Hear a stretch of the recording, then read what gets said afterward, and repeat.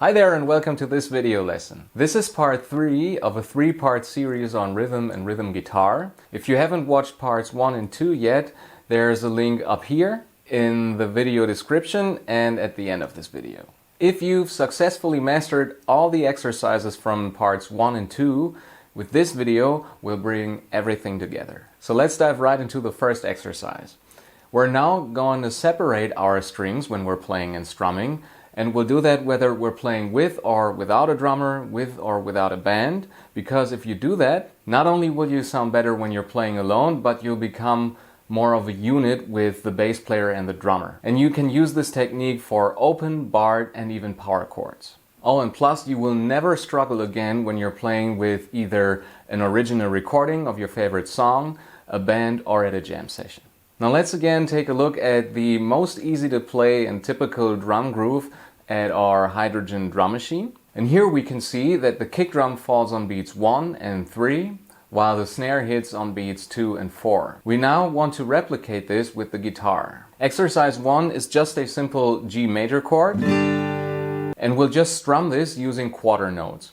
On beat number 1, where you can hear the kick, or more precisely the bass drum, you play just your bottom 3 strings, your bass strings, so low E, B, and D. On beat number 2, where you can hear the snare drum, which is pretty loud and high-pitched, you'll now play your top 3 strings, the G, B, and high E string. Then on beat number 3, we play the bottom 3 strings again with the bass drum, and on beat number 4, the top 3 string with the second snare. 1, 2, 3, 4.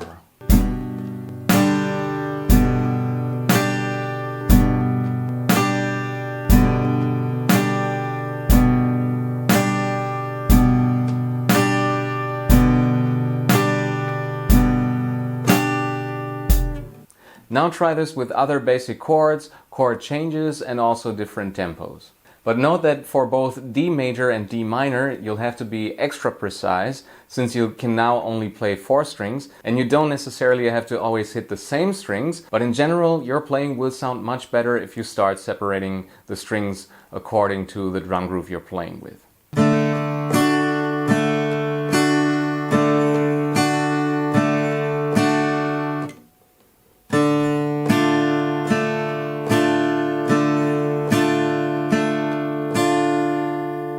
Now for our next exercise, let's add our 8th note hi-hat again and another bass drum here on the 3 and beat. And now we take the same open G chord, play an 8th note bass rhythm and separate our strings as follows. So there'll be 2 strums on the low strings, 2 on the high, and then you repeat everything.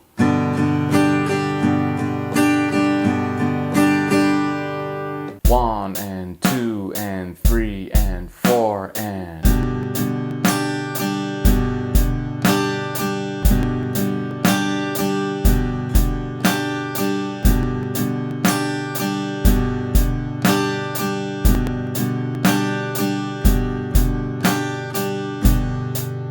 Here's another exercise using 2 chords, G major and E minor. Remember to lift your fingers on the last upstroke before a chord change to make your chord changes sound smooth. Here's the exercise played slow. 1 and 2 and 3 and 4 and 1 and 2 and 3 and 4 and 1. 1 and 2 and 3 and 4 and...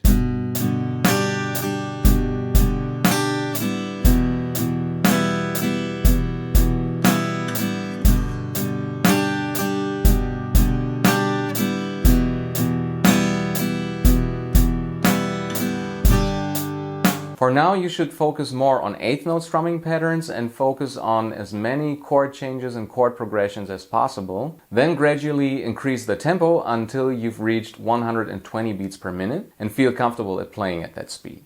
As an example, I've chosen the verses from the Rolling Stones song Dead Flowers. I've prepared the tab with the separated strings as well as the drum groove. So here's what Charlie Watts plays.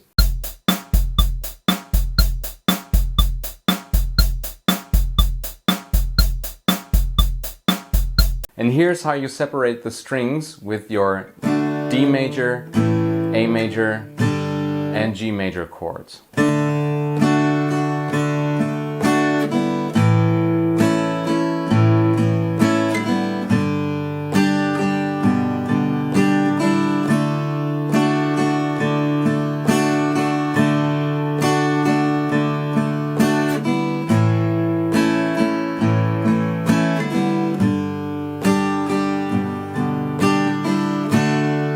And we'll count this 8th note bass strumming rhythm as follows.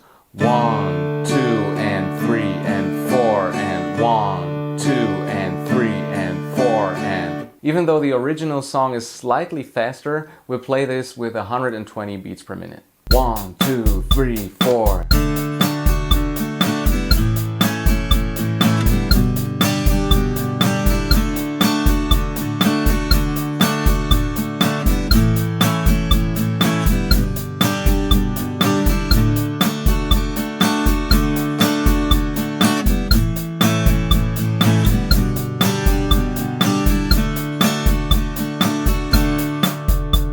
Congratulations, you can now play a lot of songs using 8th note rhythm patterns and sound a lot better than other guitarists who rely mostly on tablature, so their eyes, or are simply winging it when it comes to playing rhythm guitar. So practice this and make a lot of progress in a shorter amount of time. The next two examples work for both acoustic guitar songs with open chords as well as electric guitar songs with power chords. We're still playing 8th notes, but now we're using constant down strumming. Example number 1 is based on the Queens of the Stone Age song Long Slow Goodbye. However, we're gonna separate our strings a little more than you can hear in the studio version. This is sort of like the way Josh Homme plays this when he plays it live. So here's the drum groove.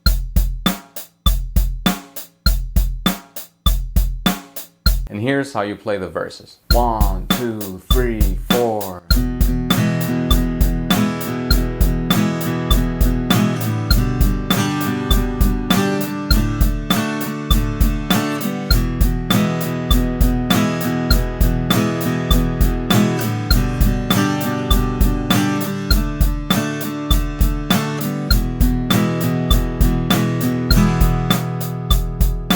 For example number 2, I'm using the same chords, but I'm now using power chords, and I'll separate my strings like this. I separate the root from the 5th and the octave. And later you can use this for a lot of metal and rock riffs, but also note that I'm always palm muting my root.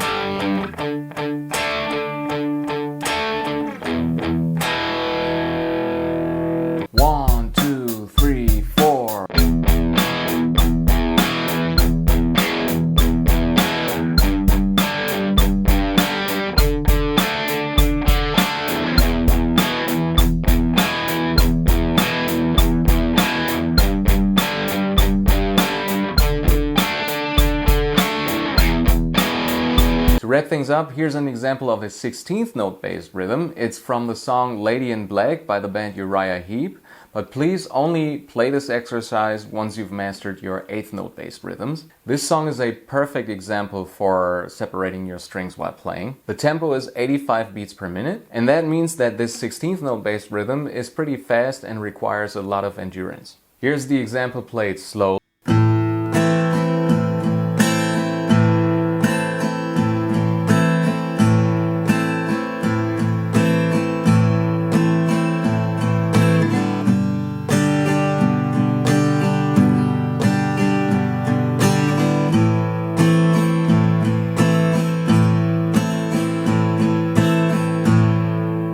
Here's the drum groove.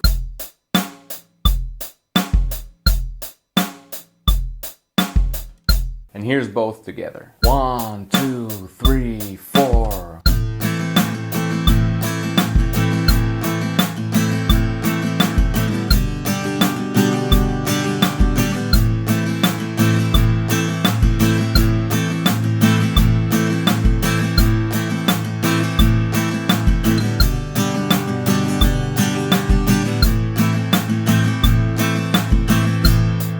That's it for this video. From now on, whether you're working on simple songs or even writing your own, focus on counting along with what you play, listening to the drums, and then separating your strings, and you will sound a lot better than most guitarists. If you've enjoyed watching all of these videos but want to learn even more about rhythm guitar, please let me know in the comments, and then I'll add another video on funk guitar in the future. And also please like this video and subscribe to my channel, and then I'll see you next time. Bye!